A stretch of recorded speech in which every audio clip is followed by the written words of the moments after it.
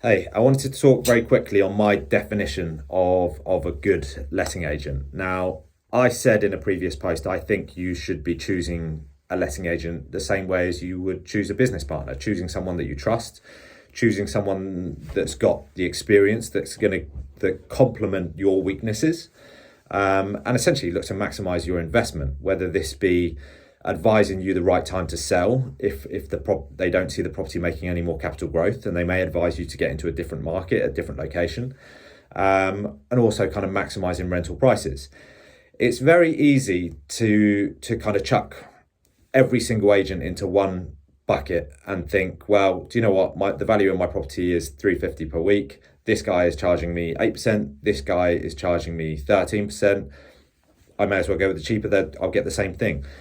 You're not going to get the same thing. And also, even when you're kind of looking at this, the difference between the 8 and 13, if we kind of think about a flat at 350 per week, it's very easy to think, do you know what, this is a big difference. We're talking, what, £600-700, when the reality of it, when you consider the tax deductions and your bottom line, the difference in these costs to you is more like £300-400. And if you've paid £400,000-500,000 for this property, are you really going to argue over £300-400 difference when there's so much you can actually get in return in terms of the right advice and not being a transaction? I mean, essentially, from my experience, the people out there offering the 8% are the prime example of a transaction-based estate agent.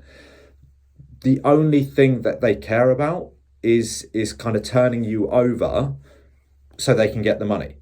And then you're of very little importance until the flat comes available again. The prime example is something that happened recently to me. I advised one of my clients to market his property between 350 and 375 a week. He had been advised by an 8% agent to market at 310. They received him an offer straight away, same day as they put it onto the market. If that isn't a sign, I don't know what is. I put the property on the market 3 weeks after them at 375. I had 11 inquiries in the first day.